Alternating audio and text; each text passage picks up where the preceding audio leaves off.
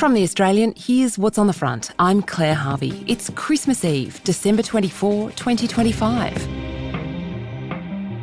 A Christmas treat today. We run a journalist's critical eye over the story of the Nativity. Were these real people, real events, or something else?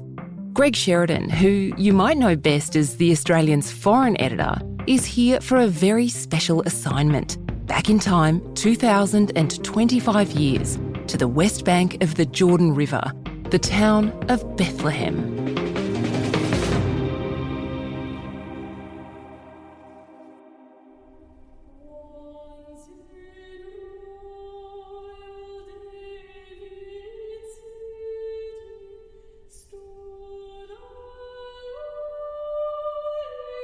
One of my favourite Christmas carols, one that I remember my dad singing to me, is Once in Royal David's City.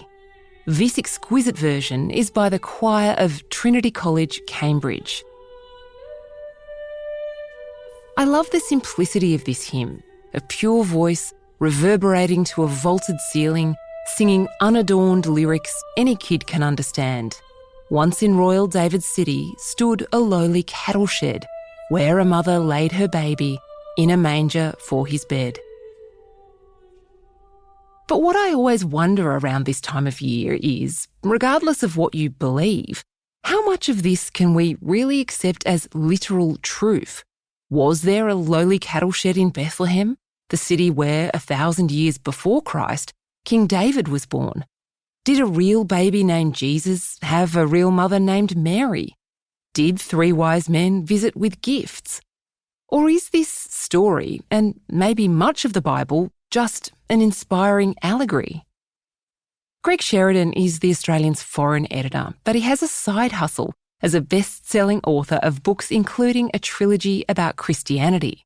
In Greg's book, Christians, he reads the New Testament as a journalist would analyse any text, closely analysing dates, names and sources. Jesus Christ himself is one of the best attested figures in human history. The oldest physical test we have of the New Testament is probably from the end of the 1st century or the beginning of the 2nd century, part of John's Gospel discovered in Egypt. In my book, Christians, I devote a chapter to the fact that modern scholarship is now validating every single thing we can test in the New Testament. There are all kinds of details in the New Testament which scholars used to think were wrong, and that showed that the New Testament had been written much later. Like, for example, it talks about Jesus preaching in the synagogues of Galilee, and for a long time there was no evidence that there had been synagogues in Galilee at the time of Jesus. It was thought that Jewish families could go up to Jerusalem for the high feasts and so on. But then only a couple of decades ago, a hotel developer building a new hotel in the town of Magdala, where Mary Magdalene came from, discovers a synagogue, the ruins of a synagogue, unmistakably from Jesus' time. And since then, we've discovered 3 or 4 or 5 more. So the gospel was right. The scholarship was wrong. Now, in my book, Christians, I read the New Testament as a journalist, just as a professional journalist, with a bias to believing that they're likely to be true. And you find in them everything you'd expect in eyewitness testimony, a little fuzziness about the details, a tremendous force of Jesus' personality, which would be very, very hard to make up.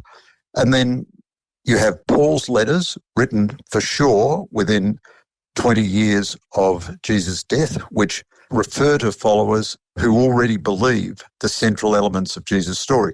But then you have about Mary.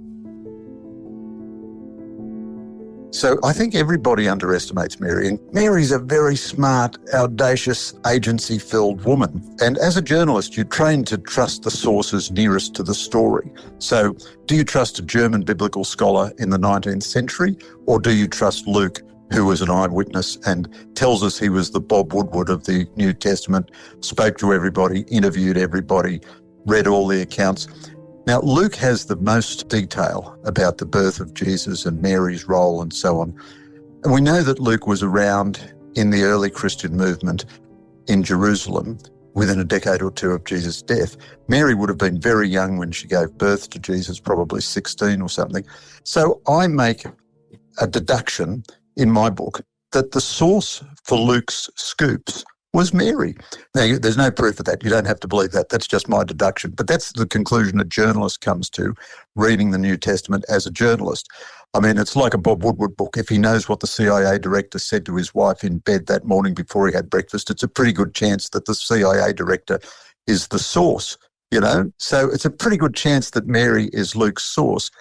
But that gives you a new vision of Mary, because not only is she full of agency, you know, as soon as she hears about her divine mission, she races off on her own to her cousin Elizabeth. And for a young teenage woman at that time to undertake a journey like that on her own shows a lot of chutzpah. And then she shapes how history sees the story, because she leaks it all. Well, not leaks it, there's nothing improper about it. It's like John Howard or Gough Whitlam deciding to confide in Paul Kelly. You know, they're going to choose the best person around to tell the most significant story because they want it preserved through all history. So Jesus certainly existed. The evidence for that is overwhelming. There are lots of non-Christian sources who tell you about that. He certainly was crucified under Pontius Pilate. Well, he sure had a mother, and there's no reason to believe that the things in the New Testament about Mary are not true. And then I think you can deduce from the New Testament that Mary was a very powerful advocate and agent of early Christianity. And of course, she was an incredibly courageous woman. I mean, when Jesus was being crucified and dying, all the men were missing in action except John. You know, the male apostles were nowhere to be seen. But there was a group of women standing at the foot of the cross offering solidarity, and chief amongst them was Mary.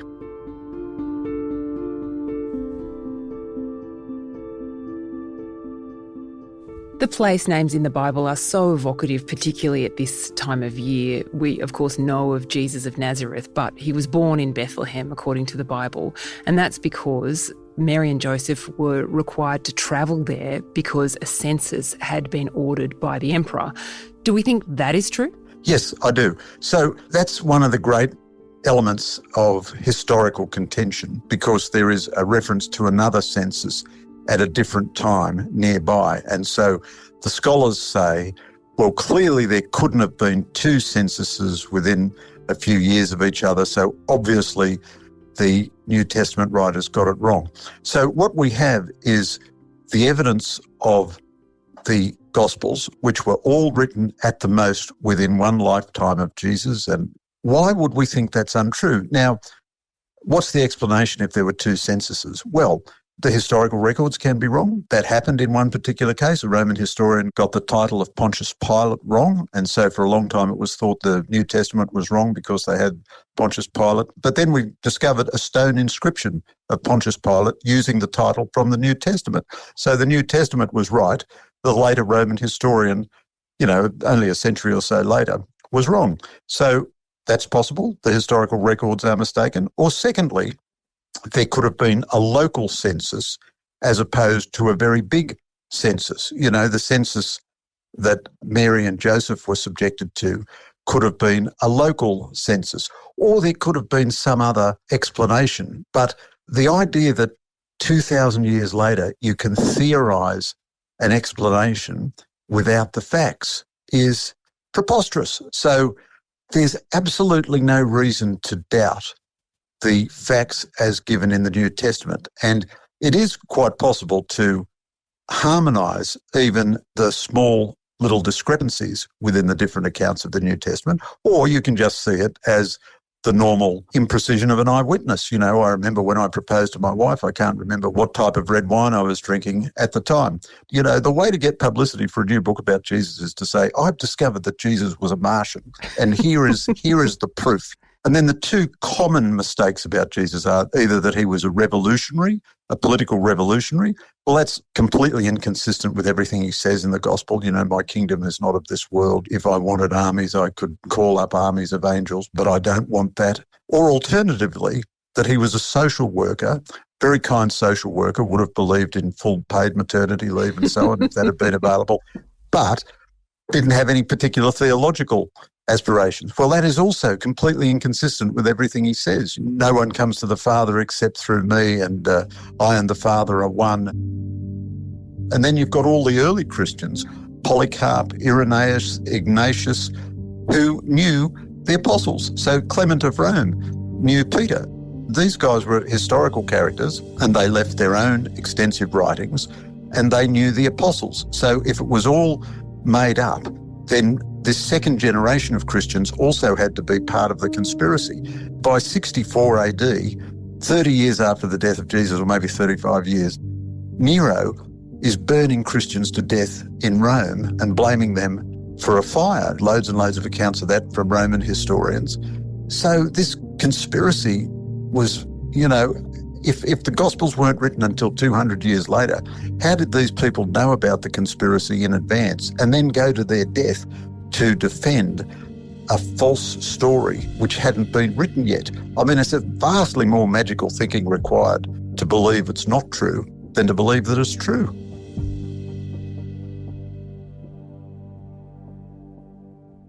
One of my daughter's questions about Christmas is always, why did the three wise men give Jesus gold, frankincense and myrrh and not dummies, rattles and nappies or something more practical? The three wise men, the magi, they appear in the Gospel of Matthew. Why, and this is something I've always wondered about the Christmas story, given that Mary and Joseph were so poorly connected and so humble that they were giving birth in a stable, would they be being visited by kind of eminent people with valuable gifts? Well, of course, Claire, the gospel is a miraculous story. So this is very difficult for the modern Western mind. We are, by the way, in a tiny little cul-de-sac of human experience in not believing in the miraculous. The vast majority of human beings alive on our planet today believe in the miraculous, believe in God, believe in transcendent truth. The three wise men were in receipt of divine inspiration that a transcendent event was occurring. I mean, all through the gospel, people are powerfully attracted to the person of Jesus. There's an incident where Mary and Joseph take Jesus to the temple, to the synagogue, and the priest says, your son will endure terrible suffering. And Mary doesn't want to hear it, but this is a prophecy of the crucifixion. Now, if you just believe absolutely that there's no such thing as prophecy, nobody can know the future, there are no miracles, it could only be if the magi had read the postcodes and knew that someone that Herod didn't like was around, that they would have gone there. Well, you can be very sceptical about it. That's absolutely fair enough, perfectly rational position to take. But if you admit the possibility of God and Jesus as the Son of God, there's nothing a bit strange in three wise men finding an inspiration. If you have a particular cast of mind, you can say, well, I like Jesus, but I don't believe in the three wise men. But then you've got to disbelieve virtually everything else. C.S. Lewis had the famous trilemma. Jesus was either a madman, a liar, or the Son of God. And if there's any accuracy in anything in the gospel, he has to be one of those three. He can't be a nice person who simply told a lot of lies about his Father in heaven and so on. I mean, if he's telling us lies about that, why would you listen to anything that he says? Coming up, so does reading the Bible with a critical eye ruin the magic?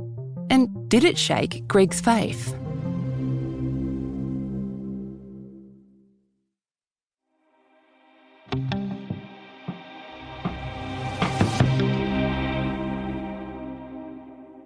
I'm curious, Greg, about the experience for you of reading the Bible as a journalist. When you set out on that, did you think that it might shake your faith or strengthen your faith? And did it have any impact on what you believe or don't believe? It's a very strange thing for me to say, Claire, and it's the most unsatisfactory answer I'm going to give you. And it's a question I'm often asked, and I have this really lame and pathetic answer to it. That's all right.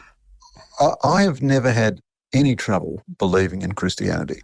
I've had enormous trouble living a Christian life. I fail Christianity in practice, not in theory. I'm good at it in theory. I'm very bad at it in practice. So spending all the time that I spent in the New Testament and in an earlier book in the Old Testament was, of course, tremendous fun because the people are so vivid and the stories are so great.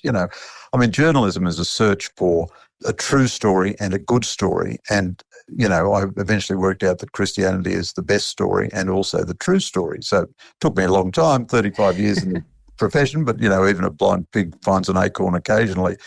So reading it as a journalist just reinforced to me how utterly convincing it is. You know, it's impossible to read the description of the crucifixion and not be moved by it. It could be that a master novelist could create something like that. Absolutely, I accept that that's a possibility. But it would have to be an extraordinary level of human creativity to create a story like that. Graham Greene, you know, who had been a communist and an atheist, the famous author before he came to Christianity, he said the Gospel of John, it reads like a police witness statement. It just has the ring of truth about it. It is so graphic. It's so full of physical detail. It just couldn't have been made up. I mean, somebody was crucified. You know, this is the witness of a real crucifixion. And then if they were making it up, why did they do all these strange, counterintuitive things? Like the first people to see the risen Jesus are women. Now, it's a sad fact that in the ancient world, the testimony of women was regarded much less seriously than the testimony of men. So if you were making the story up 200 years later or something, and it was all a hoax, the first person to see Jesus risen from the dead would have been some reputable bloke whose testimony, instead of which it's Mary Magdalene, who was possessed of demons before Jesus cured her and who was in despair at the empty tomb. Where is my Lord? Where is my Lord gone? When she confronts the empty tomb. So reading it in more detail just impressed on me how abundantly obvious it was as an accurate statement.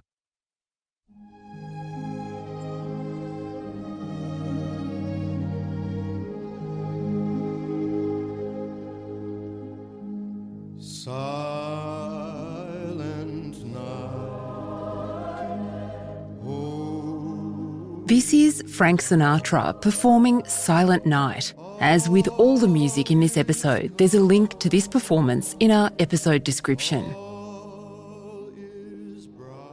Do you have a favourite carol? There is something sweet and lovely and optimistic and consoling about Christmas and about the carols. I mean, Silent Night, Holy Night. I mean, I just defy anyone not to have their spirits stirred when they hear that carol. Sleep in heavenly peace. I believe in reason. I'm a journalist, but reason is not everything in the human apprehension. Paul McCartney's Mother Mary, that is just full of the language of the gospel, of John's gospel. Mother Mary speaks to me. In my hour of darkness, there is still a light that shines on me. Well, those words are directly from John's gospel. Let it be, whisper words of wisdom, let it be. McCartney, of course, a genius songwriter, and he knew the most powerful material in the world was in the gospel. A Liverpool Catholic in the 1950s and 60s. All of those words were rattling around his head, and what a genius he was to make such good use of them. And then later on he said it was about his own Mother Mary, but he's very happy for it to be about Mary, the Mother of God. It's very moving. Greg, thank you so much and happy Christmas. Thanks, Claire. Happy Christmas to you.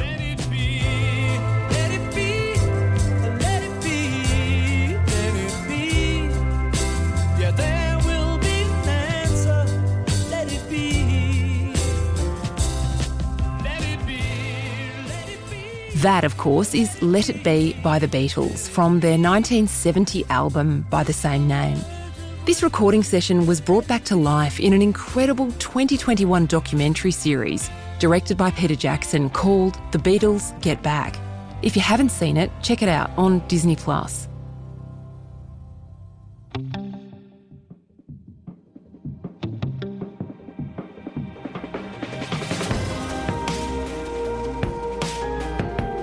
Thanks for joining us on The Front this week. We'll have new episodes for you all through summer. The Australians journalists talking about the stories they'll be thinking of as life slows down in this beautiful time of year.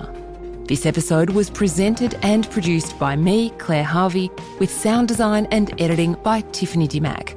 Our team also includes Kristen Amiot, Leah Tsamaglu, Joshua Burton, Stephanie Coombs and Jasper Leake, who wrote and performed our theme music.